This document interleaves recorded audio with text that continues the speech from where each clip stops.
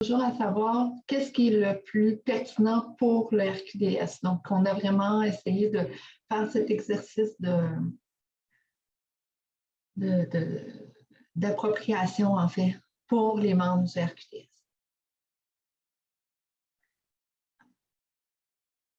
Et la dernière que je vais vous présenter avant de rentrer là, dans les ateliers, c'est celle de la mise en mouvement des connaissances. Et je vous amène ici. Dans la mise en mouvement, là, peut-être le terme peut... souvent, on va plus entendre parler de transfert de connaissances ou de mobilisation des connaissances. Mais ce qu'on s'est dit, nous, c'est que dans le RQDS, c'est les deux dimensions qui sont importantes. Le transfert, là, quand on parle de transfert de connaissances, c'est l'idée un peu plus unidirectionnelle. Donc, on arrive avec une connaissance, puis on la communique à un ensemble de personnes ou donc, c'est vraiment l'idée des conférences, des publications, des formations. Présentement, on est plus en transfert de connaissances. Hein. C'est l'étape qu'on est en train de faire maintenant. On prend une connaissance puis on la partage. Dans l'idée de la mobilisation des connaissances, il y a l'idée de multidirectionnel, de circulaire. Donc, il y a la connaissance, elle n'appartient pas juste à une personne qui la communique. La connaissance, elle appartient à la collectivité. Puis, on mobilise en fait cette connaissance-là pour en faire un sens. C'est l'idée du processus qu'on a réalisé pour arriver à l'outil qu'on vous présente aujourd'hui. Donc, quand on a fait cet exercice-là avec un comité, on n'était pas dans le transfert de connaissances, on mobilisait les connaissances que les membres avaient autour de la table pour arriver à une connaissance commune, créer un sens en fait dans l'ensemble de la connaissance. Au RQDS, les deux dimensions sont importantes. Hein? Il y a des formations, il y a des webinaires, mais en même temps, il y a aussi l'idée d'un réseau, d'une communauté de pratique, de vouloir mobiliser l'ensemble des connaissances qui sont présentes. Donc, c'est ce qu'on retrouve en fait dans cette section-là, cette importance qui a été accordée, que le RQDS accorde à la connaissance, mais de différentes manières. Ici, c'est un schéma qu'on a produit pour montrer en fait comment la connaissance hein, est créée ou se fait dans un esprit de mise en mouvement des connaissances. Parce que la mise en mouvement des connaissances, on l'a appelé comme ça parce que ça inclut en fait autant le transfert que la mobilisation des connaissances. Donc, ce qu'on retrouve en haut, c'est on a des savoirs et des connaissances. Donc, le côté comme on le met en pratique, nos savoirs, nos connaissances, ça peut être des savoirs qui sont plus académiques, d'autres savoirs qui vont être plus liés au vécu, à l'expérientiel, à notre pratique. Donc, on les met en pratique dans nos démarches intersectorielles. Il y a l'idée de la mobilisation de connaissances. Donc, moi, je mets en pratique mes connaissances, mais puisque je travaille en collectivité, hein, j'apprends des autres. Il y a une mobilisation des connaissances qui se fait. Et souvent, cette mobilisation des connaissances va finir par la mettre par écrit ou consolider en fait cette connaissance-là. Ça peut être, comme je disais, par l'écrit, par une règle ou un règlement ou une façon de faire ou quelque chose qui va résumer en fait ce qui fait consensus par le groupe. Et on va le transférer, donc on va le faire connaître aux autres. Hein, on va, comme par exemple un code de vie hein, au sein d'une table de concertation. Bien, le code de vie, souvent, c'est des personnes individuelles qui avaient des pratiques, qui mettent ça ensemble, donc ils vont mobiliser leurs connaissances, ils vont le mettre par écrit, leur code de vie, ils vont transmettre cette information-là aux nouveaux membres. Donc, on voit, on est vraiment dans l'idée de la mise en mouvement des connaissances dans un contexte très ici. Mais c'est cette dimension-là, là, cette interrelation entre puis ce cycle en fait de la connaissance, le RQDS le vit continuellement. Puis les démarches et les membres. Donc, je ne parle pas quand je parle du RQDS, je ne parle pas seulement du national. ça soulève des défis. Puis là, ici, les défis, là, on s'est inspiré de Contempliopoulos.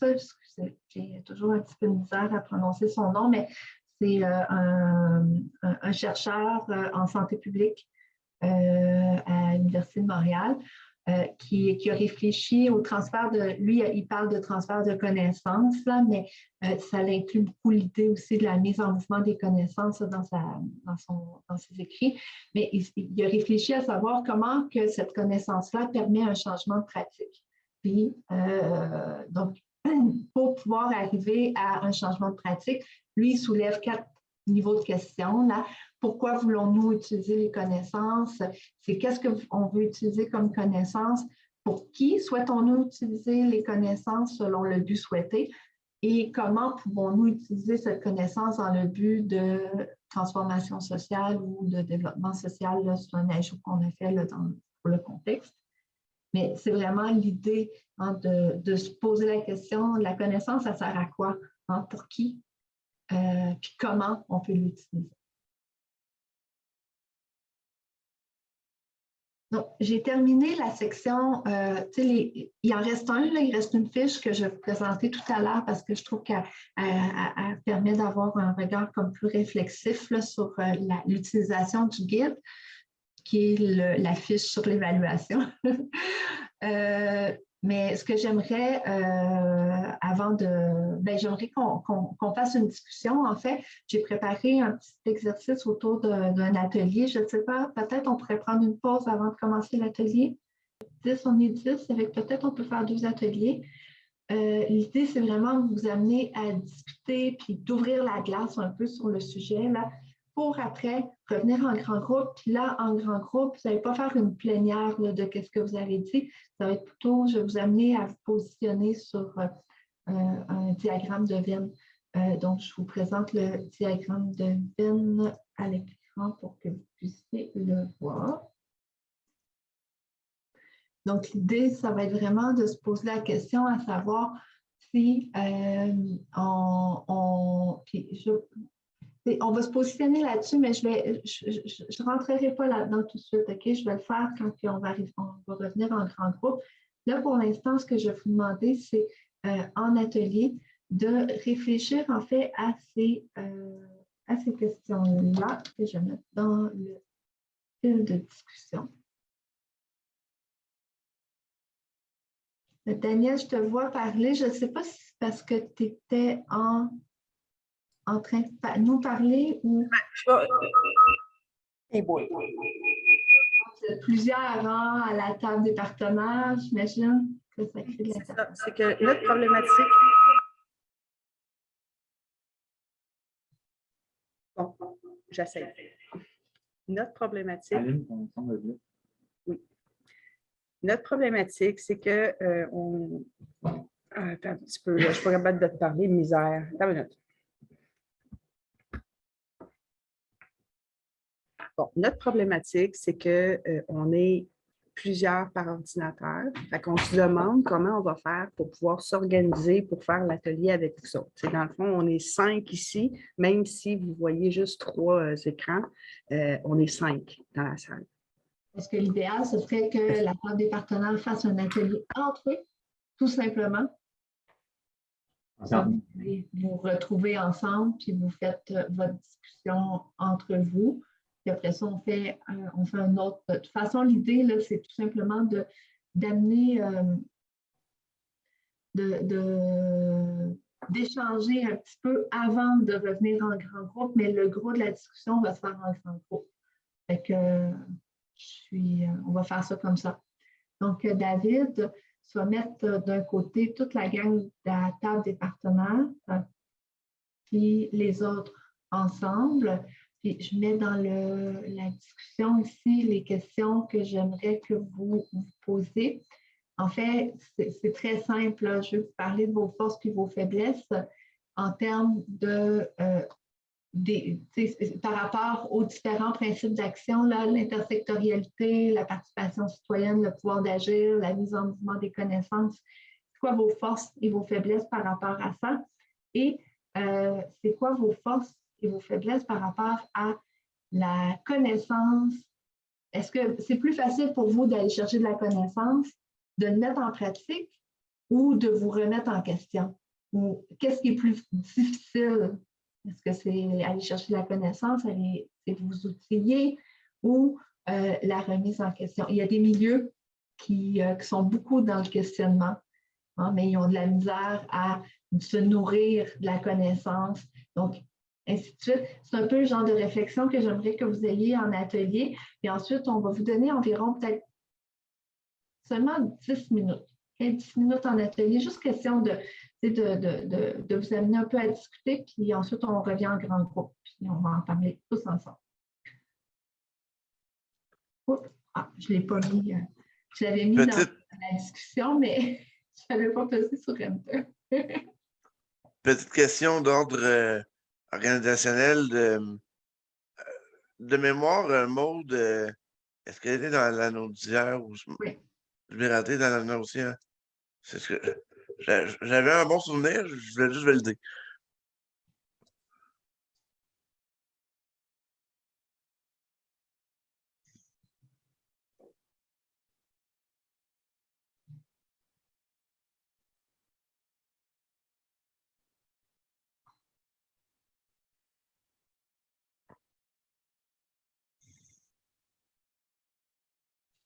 Je ne rejoindrai pas de table puisque je vais, tu sais, c'est vraiment l'idée, c'est de leur faire, juste les amener à discuter un petit peu, tu sais, pour qu'ils soient à l'aise de parler en grand groupe après.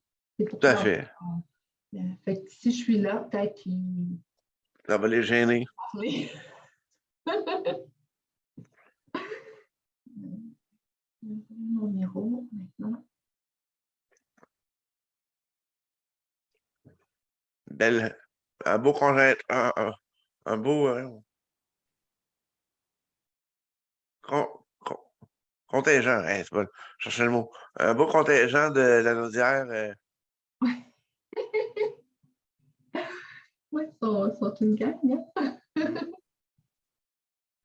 J'étais justement avec Yann hier après-midi. T'étais avec tout le monde l'après-midi, t'étais pas avec Hélène aussi? Non, Hélène n'était pas là. Mais non, j'étais. Ça, c'était lundi après-midi. Ah, c'est lundi après-midi, t'étais avec. Hélène n'était pas là, elle n'est pas venue à l'analyse. C'était correct. Là, Lundi après-midi, c'était pas l'analyse, le comité d'analyse, je sais trop quoi, des États généraux? Oui. Mais je sais qu'elle participe d'habitude, mais elle n'était pas là lundi après-midi.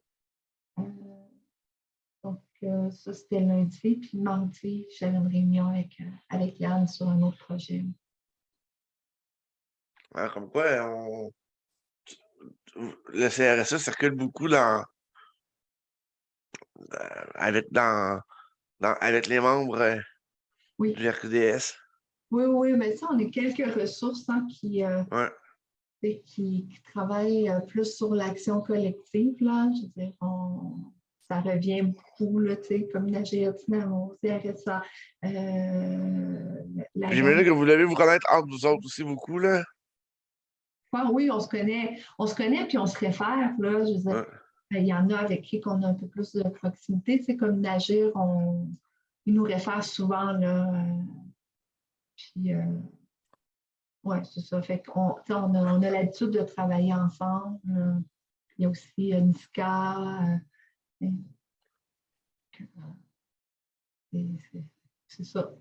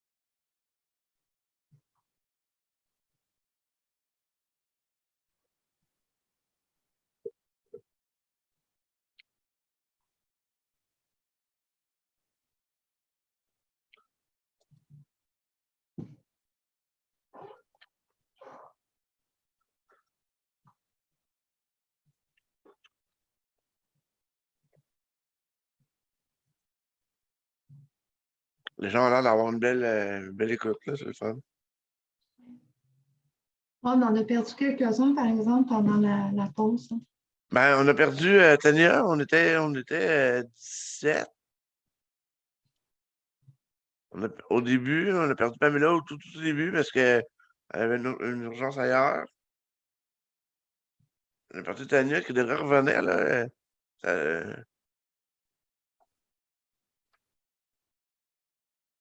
Parce que ça paraît beaucoup en proportion. Et au final, on a peut-être perdu une personne. Oui, c'est ça.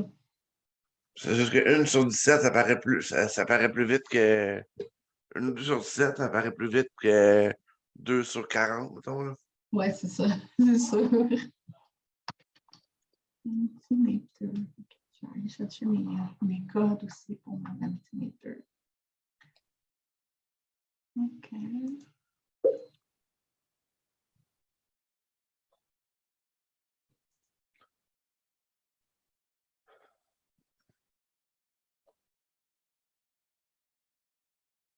Ah non, Tania est là. OK.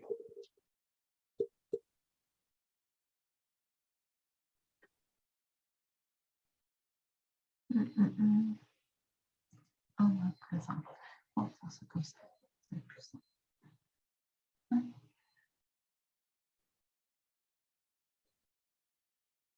Là, un coup, je suis comme ça. Ah, je peux faire. OK.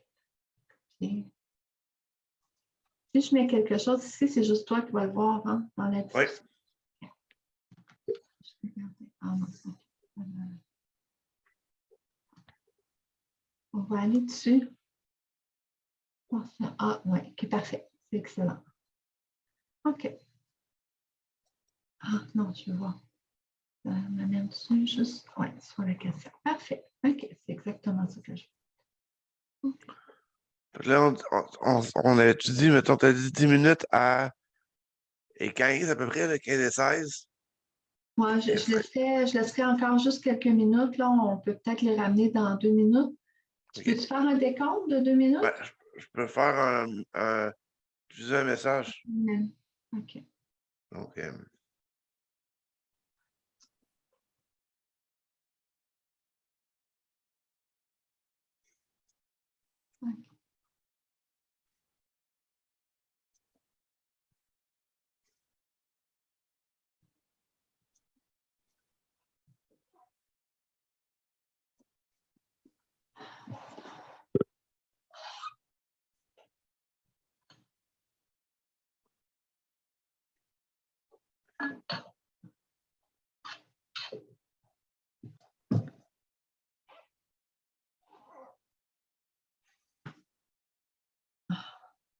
Commence à faire froid. Moi, j'ai comme j'ai un principe chez nous, là, c'est mon chum n'aime pas ça. On ne lève pas le chauffage avant l'Halloween. Mais c'est ça. Le mois d'octobre, là, il est comme un peu frais. moi, la date, j'avais comme principe, tant que mettre en convoité répond à ma demande de chaleur, ça va. Quand il faut que je me promène avec une tuque des gants dedans, Oui, il y aura un problème, là, mais ouais. Mais non, c'est ça. C'est sûr que sucre puis gars, c'est un peu intense, mais le mois d'octobre, là, des fois, il y a des journées, surtout le matin, tu sais, l'après-midi, ça se réchauffe un peu, là, mais le matin, il faut bien s'habiller dans la maison. hmm. Puis là, je viens de m'acheter une thermopompe. Oui, Fait que je vais pouvoir tester la portion chauffage. oui, oui. J'ai pas encore compris le principe de base de dire parce que pour la climatisation, c'est peut-être moi qui est pas bon, là. Euh, moi, ce que j'ai compris, c'est tu dis une température X, puis il va marcher pour atteindre la température, puis après ça, il arrête, puis il remarche selon la température. Mais on dirait qu'il est tout le temps en action. Fait que je me dis, écoute, il y a quelque chose que j'ai pas compris. Hmm. connais pas moi non plus. Ah, tu regardes, on a l'art qui avait une urgence qui nous a quittés avant la fin.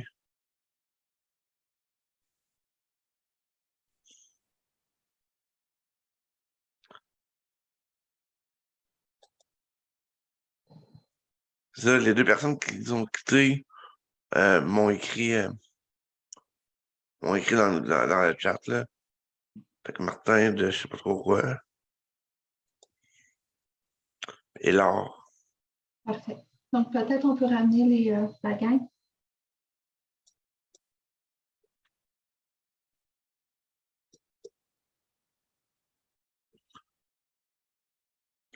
C'est de retour avec nous dans 10 secondes.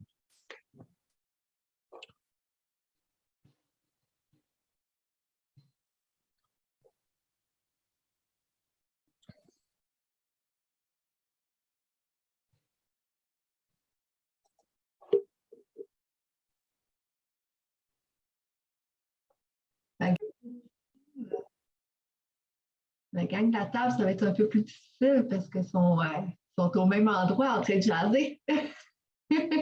Toi, Daniel, qui est de retour.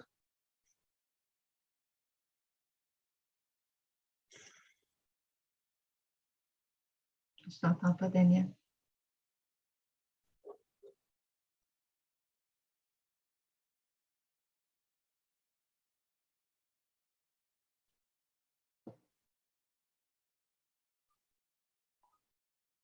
OK. Donc, Yann va parler pour nous, c'est ça? OK.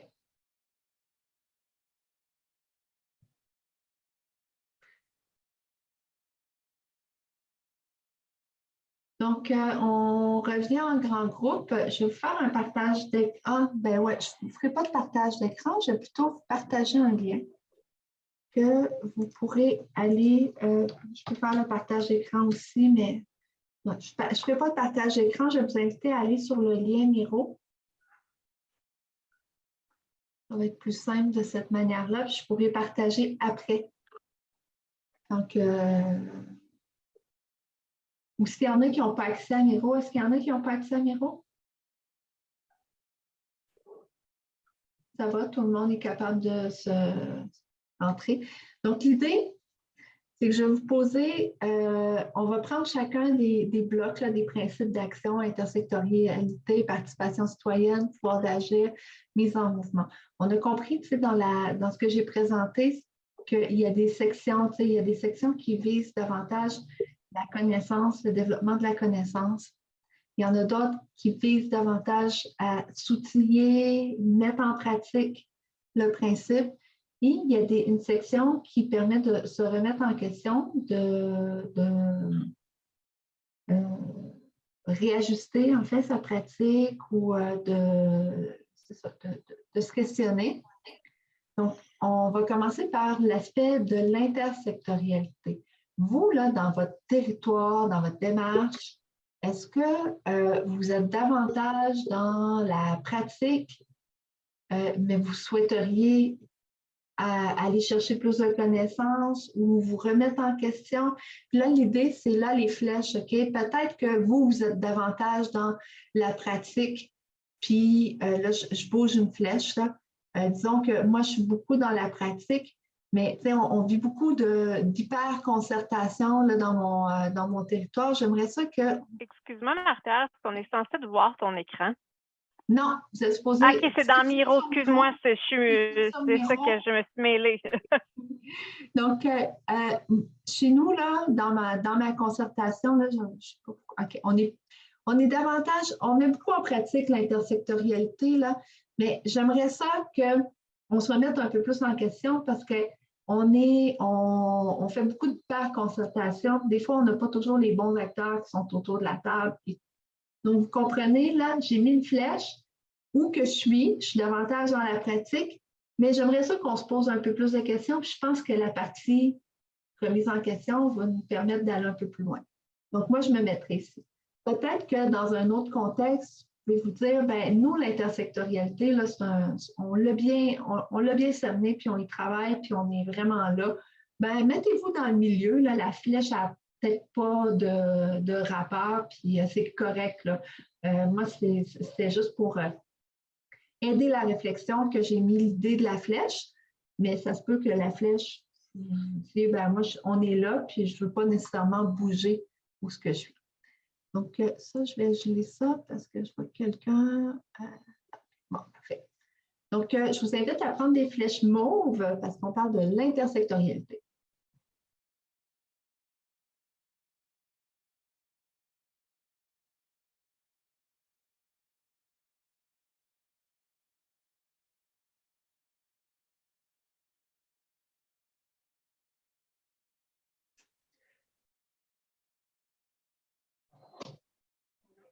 Moi, je vais enlever la mienne.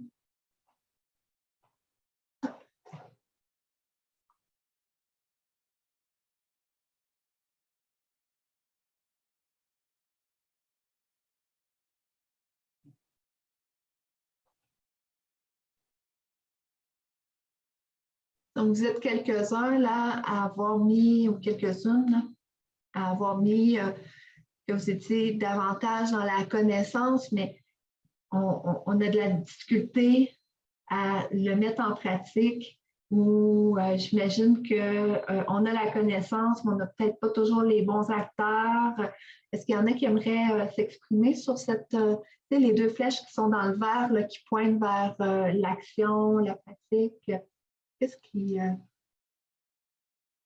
était, de quoi vous avez parlé? Ou qu'est-ce qui vous est venu en tête pour vous là, par rapport à votre démarche?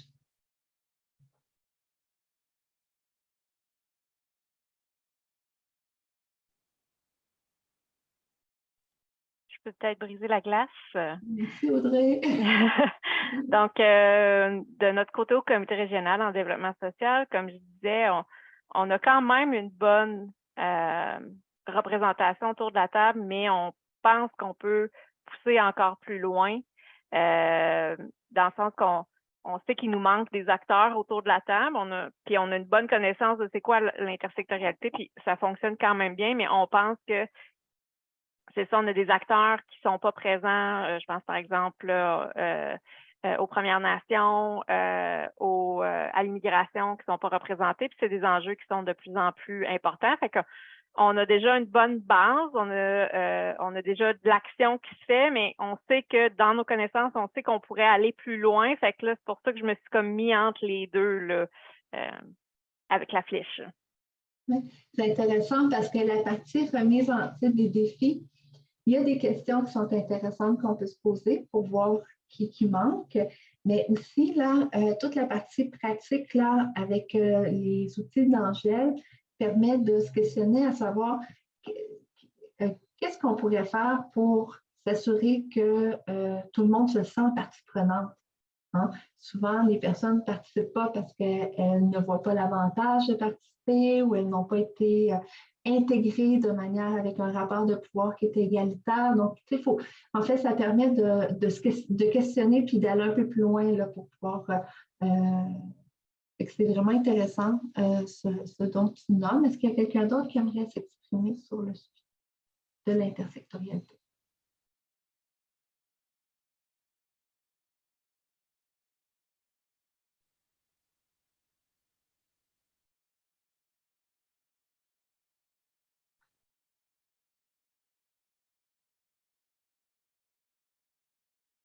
Donc, on passe au prochain. Oui, je vois que c'est ça. Plusieurs, la pratique est très, très, très présente. On est beaucoup là-dedans, les démarches en développement social. Donc, au niveau de la participation citoyenne, un peu le même exercice là. Pour vous, c'est qu'est-ce qui est plus facile de mettre d'avoir, en fait, la connaissance, remettre en question nos pratiques, les processus, les conditions de participation des citoyens ou de mettre en pratique la participation citoyenne, tout simplement.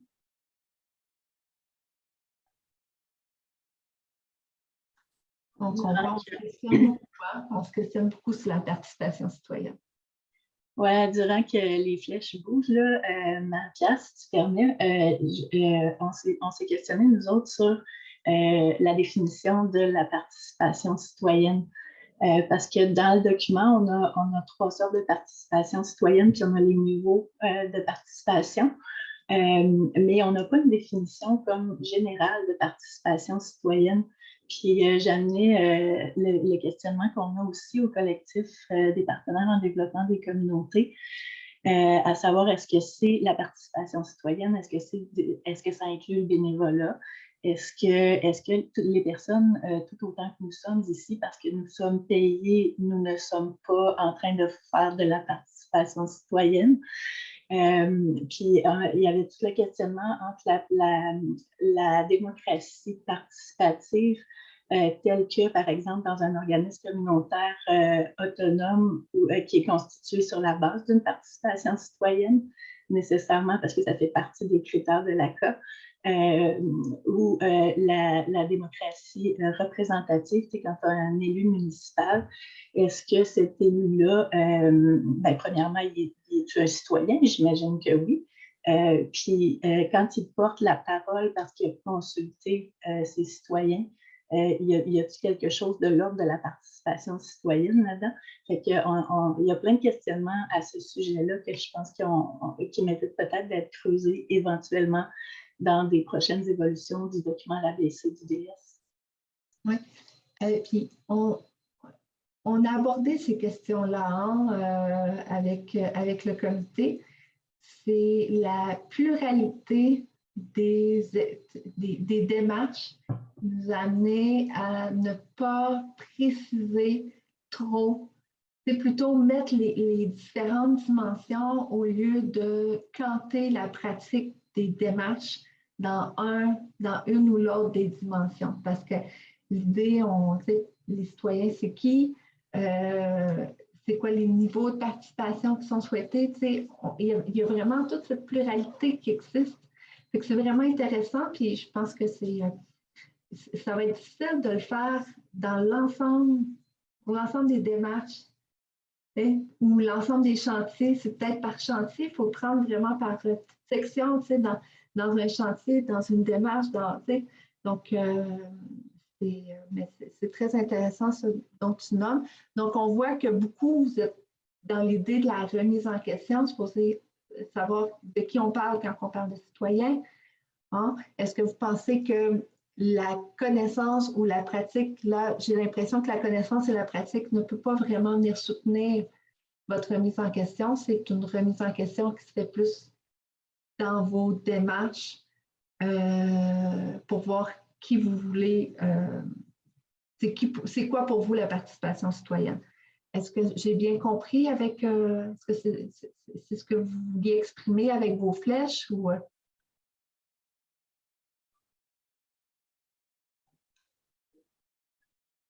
Je vais être curieuse d'entendre Yann, entre autres, là-dessus, parce que je sais que vous autres, vos groupes locaux font beaucoup de participation citoyenne, si je ne me trompe pas. On en discutait tantôt.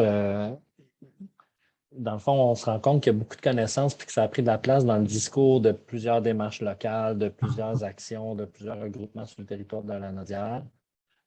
La petite flèche, je l'ai mis dans remise en question, mais il y a aussi, on aurait pu parallèlement aussi aller un peu dans la question de la mise en pratique parce que c'est là qu'on se questionne comment on met en pratique des principes qu'on s'est entendus. Puis il y a plusieurs approches possibles. Puis pour revenir exactement à ce que tu disais, là, on parle de quel citoyen? On parle de comment on articule ça dans la réalité. C'est vraiment des questions qui ressortent actuellement. Ceci étant dit, ce qui est intéressant, c'est que c'est une question qui est abordée dans plusieurs lieux sur le territoire, chose qui n'était pas le cas il y a 4 ou 5 ans. Donc, déjà là, on a fait un pas à essayer de se doter un peu d'une définition de c'est quoi la participation citoyenne. Bon, il y a plusieurs approches possibles. Est-ce qu'on est efficace et efficient par rapport à cette idée-là? Je pense qu'on a beaucoup de travail à faire. Mais c'est déjà super intéressant que ça soit des préoccupations dans les groupes locaux, des organisations dans nos démarches régionales aussi vont vont se demander comment on l'articule, cette participation citoyenne-là, au-delà de la consultation. Donc, dans ce sens-là, on est assez positif. Merci, Yann. On va passer au prochain, pouvoir d'agir. Est-ce que c'est où vous êtes, puis c'est où vous aimeriez être, puis comment l'outil pourrait venir soutenir votre pratique, ou votre connaissance, ou votre remise en question?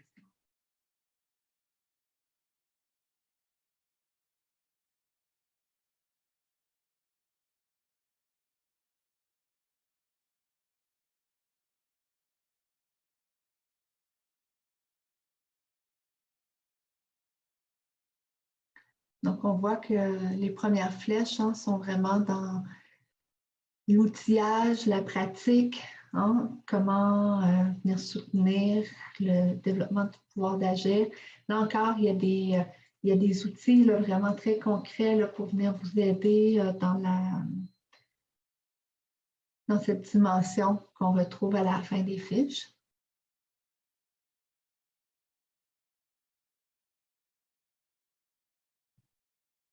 Il y a la notion de remise en question aussi, comment on fait du développement du pouvoir d'agir. Est-ce qu'il y en a qui aimeraient s'exprimer sur cette dimension-là, ce principe d'action?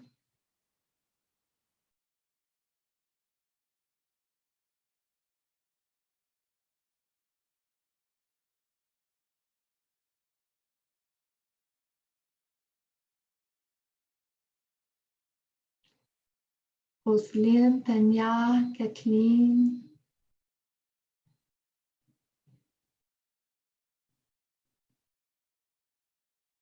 Yann, Audrey. Vous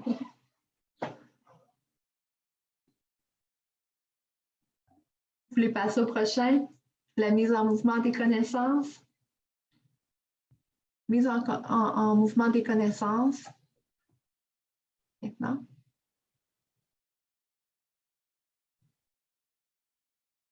Ah. Excuse-moi, Tania.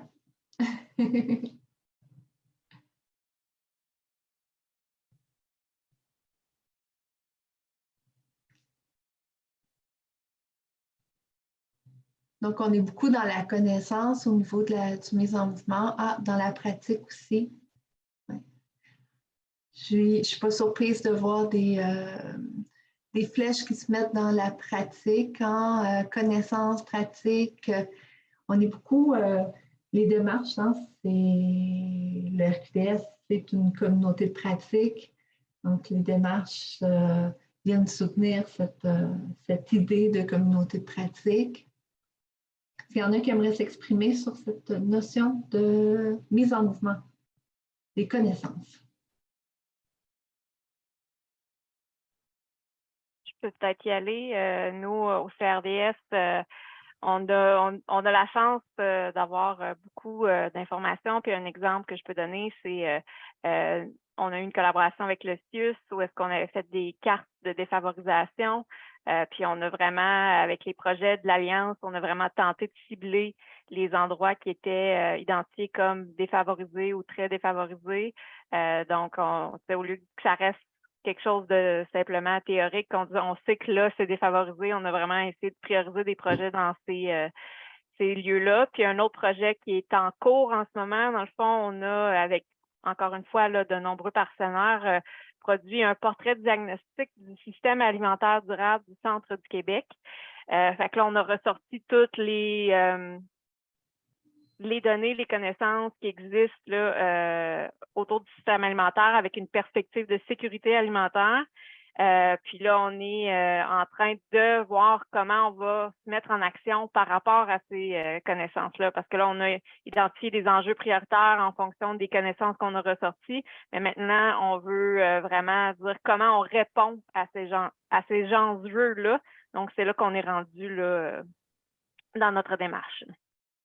C'est vraiment très intéressant parce que, en fait, ce que je comprends, c'est que c'est la présence des différents partenaires assis autour de la table. Donc, il y a une mobilisation des connaissances. Puis là, parfois, il y a des partenaires qui vont prendre des blocs puis qui vont développer de la connaissance bien précise qui vient nourrir en fait la réflexion puis les orientations du groupe. C'est vraiment, vraiment intéressant comme boucle en fait d'utilisation des connaissances. Est-ce qu'il y en a d'autres qui aimeraient, David?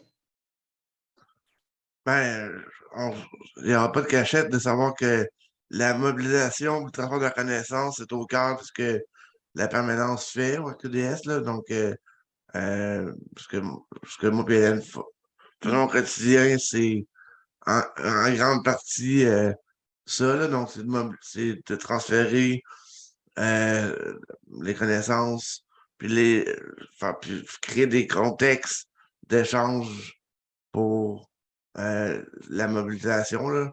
Le meilleur exemple est dans ce qu'on est présentement, les webinaires, entre autres choses, les balados, beaucoup d'outils qu'on crée proviennent de ça et toute la mobilisation, tout le côté politique que Hélène porte provient de la connaissance des enjeux régionaux que vous vivez. Fait que le transfert de connaissances est aussi utile dans d'autres actions parce que c'est comme ça qu'on connaît mieux vos enjeux et qu'on est capable, vos enjeux locaux, puis on est capable de parler de ce qui se passe de manière plus structurée. Oui, puis même, je dirais, c'est cette mise en mouvement, pas juste le transfert, hein, c'est qu'Hélène, elle va prendre cette connaissance-là, puis elle essaie de l'utiliser pour faire du plaidoyer, puis faire avancer la cause du développement social. Fait que c'est vraiment... merci David pour ce commentaire. Là, je vais aller sur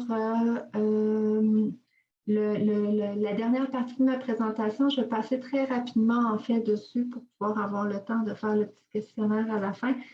Mais je voulais vous présenter là, très brièvement la fiche sur l'évaluation. Puis la fiche sur l'évaluation, là, c'est qu'il faut voir le guide comme étant des actions même qui peuvent être mises en place pour pouvoir venir soutenir le développement social dans les démarches.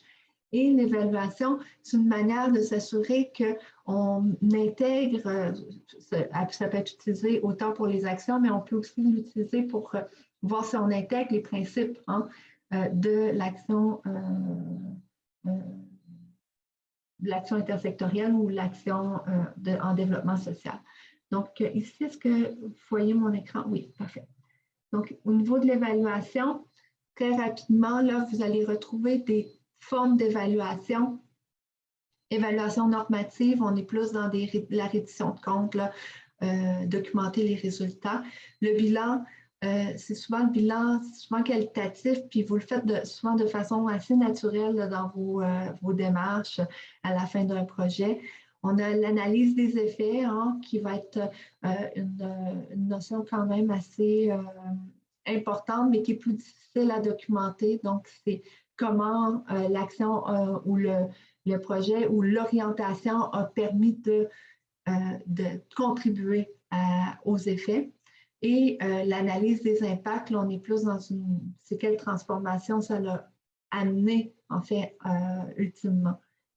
Et là, je vais vous amener, ici, c'est un tableau qui peut être intéressant. C'est des exemples d'indicateurs, de mesures ou qui, selon le type d'évaluation qu'on fait, je vous amènerai plus dans celui des effets là, au niveau du processus puis des conditions de vie.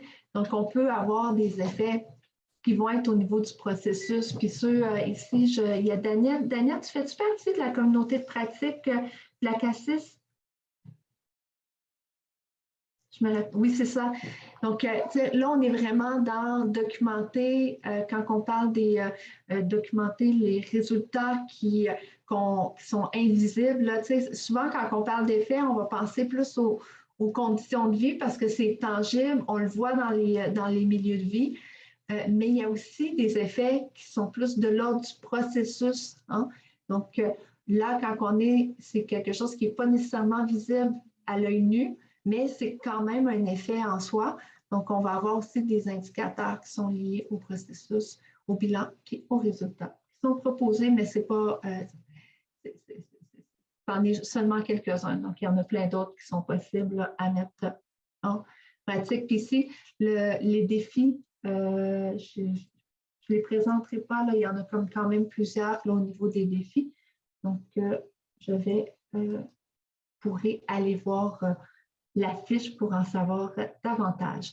Là, maintenant, juste avant de conclure ce webinaire, j'aimerais qu'on discute ensemble de comment le guide peut être utile dans votre milieu, dans votre pratique.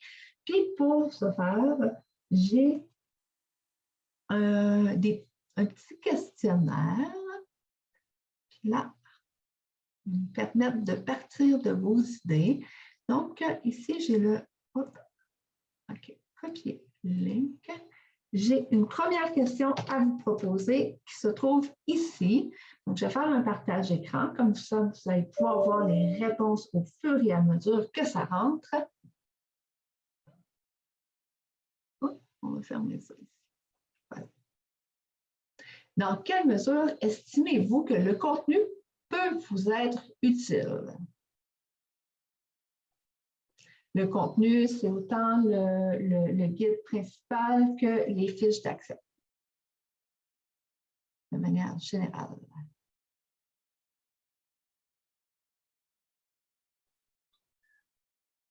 Marie-Pierre, est-ce qu'on devrait avoir un lien pour le lien, je l'ai mis dans Mentimeter? Oui, je l'ai mis dans la discussion, non? Tu l'as mis pendant qu'il n'y avait plus personne, on va aller comme le remettre. Ah non, ok, je l'ai remis, mais sûrement, je n'ai pas pesé sur... Voilà, c'est fait. OK, super. Oui, je l'avais remis. Ah non, je ne l'avais pas remis. Okay. Bon, merci.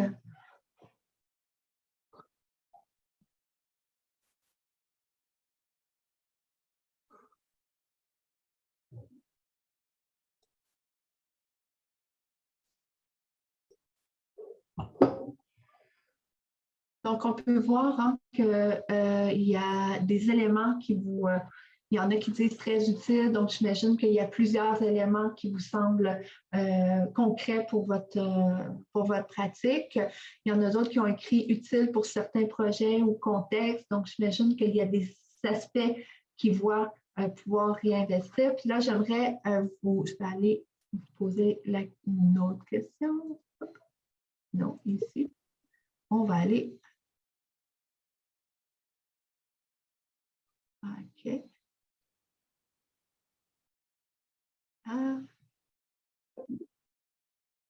Merci de le faire de manière un peu plus logique la prochaine fois. La prochaine question, c'est dans quelle mesure estimez-vous être en mesure d'utiliser l'outil actuellement?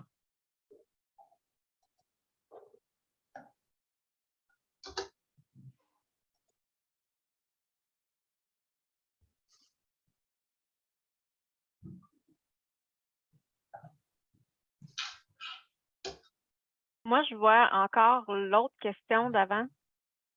Quand je refresh, ça me... OK. Voilà.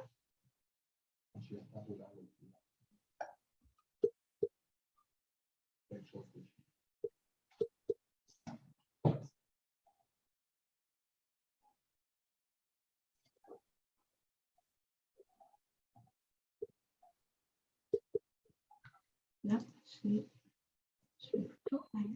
n'y a personne qui répond. Est-ce que c'est normal? Ouais, non, ça fonctionne. Ça ne fonctionne pas. Ah, ça ne fonctionne pas encore? Non, on ne l'a pas. Hey, je ne vous ai pas mis un lien dans la... Pourtant... Ici. Ah, OK. Donc là, je ne vais pas partir. Bon, excusez-moi, c'est parce que mon chum vient de venir, puis on a eu un problème à la maison. Là. Il y a notre congélateur qui est ouvert depuis hier. C'est ça. C'est le temps de l'année où le congélateur il est relativement très plein.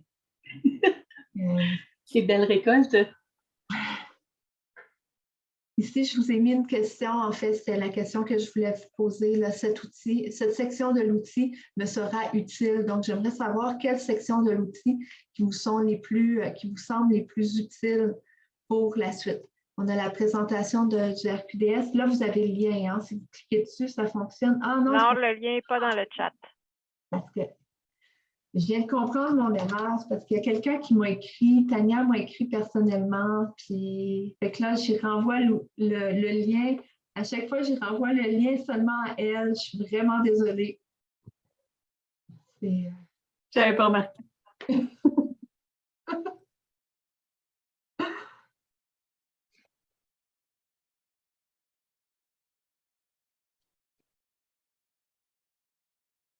Donc ici, on voit la présentation du RQDS, c'est l'historique du RQDS. C'est quelque chose qui est un peu plus connu par une plus grande partie de participants. Tandis que pour les fiches, il y a des éléments qui sont peut-être plus utiles. L'évaluation, là, peut-être un petit peu moins. Peut-être que je sais que dans la notière, là, vous avez un accompagnement là, pour l'évaluation des alliances. Donc, peut-être que vous sentez que vous êtes bien outillé déjà à ce niveau-là.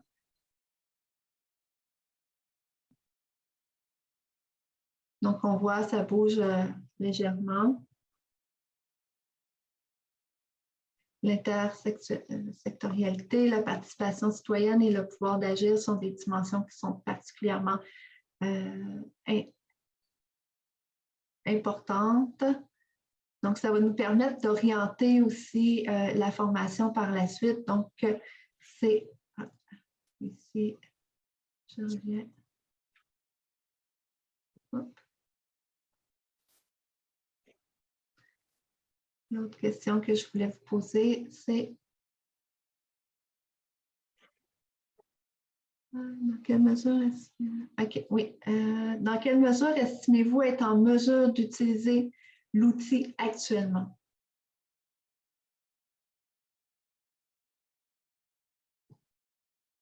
Je le mets ici, là je l'envoie à tout le monde.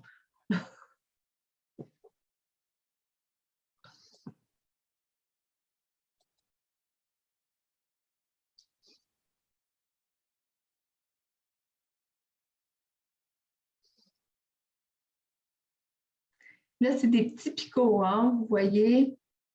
Donc, chaque personne se déplace.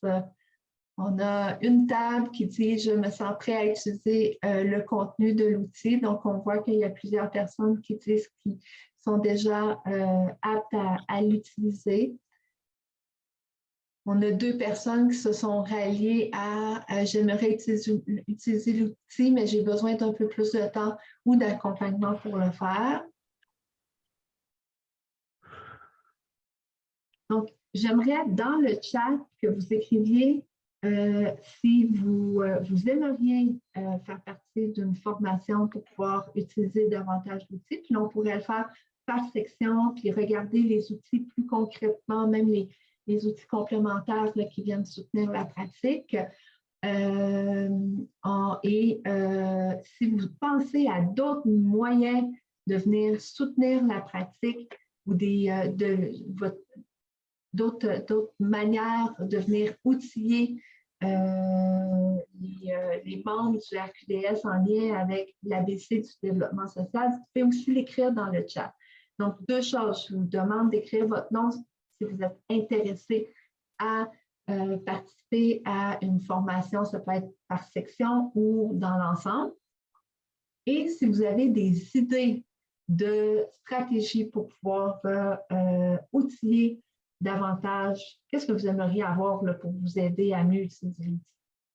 Je vais arrêter mon partage d'écran. Comment?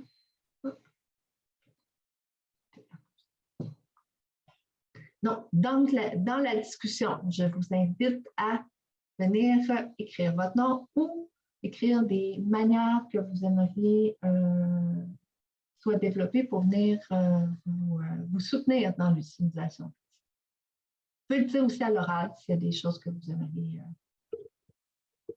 dire oralement, c'est correct aussi. Oui, Yann? Ben, c'est sûr, je serais surtout intéressé aussi à connaître s'il y en a qui ont fait des actions en lien avec l'utilisation de l'outil qui ont bien fonctionné, de trouver des façons qu'on puisse se partager ça, les bons coups et tout ça, les succès ou les freins qu'on a pu rencontrer dans la pratique, là, ça pourrait être intéressant que ça soit communiqué. Parce que ça nous permet soit d'ajuster, de voir prévenir les coups, de ne pas répéter la même gaffe 2 fois, etc.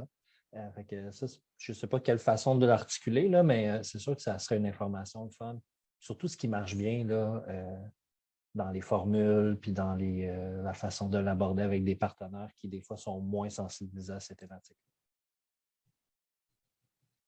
Merci, Yann. En fait, c'est le processus plus de bilan, puis d'évaluation, puis de suivi de l'utilisation que toi, tu trouves qui est intéressant, là. Merci. Kathleen? Comme j'expliquais tout à l'heure, nous, on est en démarrage de mobilisation. On commence, on a élaboré notre plan stratégique. On commence la mise en action sous peu, comme je disais, sans financement, ce qui est un petit peu plus difficile. Donc, c'est sûr que je vais avoir besoin probablement d'accompagnement pour comprendre l'outil, de voir comment je peux le transférer au niveau de mes partenaires. Il y a une bonne adhésion. Maintenant, c'est de savoir comment on articule tout ça sur le terrain avec les partenaires pour mettre des choses en action qui sont à travers notre plan stratégique, là. Fait que je sais pas, parce que j'ai pas lu, excuse-moi, mais j'ai pas lu l'outil encore, là. Je viens d'aller le télécharger ce matin, donc j'en prends connaissance, mais effectivement, que d'aller en profondeur, de voir à avoir des trucs, là, comme disait Anne, ce serait intéressant de voir les bons coups, ce qui se passe ailleurs, comment ils se sont pris. C'est intéressant aussi. Merci, Kathleen. Ben, pour ma part, une des idées qui m'avait traversé l'esprit, je ne sais pas à quel point que ça va être efficace et pertinent, c'est on a lancé un balado avec le RQDS que j'anime avec Pamela Renaud. Puis on se disait qu'on pouvait faire des épisodes hors série, puis faire un épisode qui parlerait donc du document pour être une façon comme outil de transfert. Puis ça permet de le pérenniser, là, parce qu'une fois qu'il est enregistré, ben, tout le monde a la chance de le réécouter autant qu'elle en a besoin, puis le partager à d'autres, là, donc des partenaires ou des. Voilà.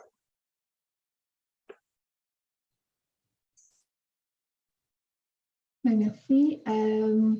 Le temps avance, il est 11h06. Dans une logique de continuité, hein, je pense que Hélène, David et moi, on va s'asseoir, on va discuter de ça, puis vous allez être informés là, puisque vous avez participé au webinaire. Je pense que l'information peut leur être communiquée tout particulièrement. Ça, on peut avoir un envoi plus personnel, mais vous allez savoir là, dans les prochaines semaines les suites pour l'appropriation de l'outil. Oui, puis je vais en profiter pour vous dire que c'est toutes des questions dont on va parler au colloque les 19 et 20 octobre prochain. Ça fait que s'il y en a qui ne sont pas encore inscrits et qui sont intéressés, ça va être un colloque que vous allez avoir beaucoup de place pour vous exprimer. Notamment, on va parler d'un processus d'évaluation qu'on va mettre en place, d'un processus de formation et d'accompagnement pour vous permettre d'aller plus loin dans votre culture d'évaluation dans vos organismes, puis au plan national aussi.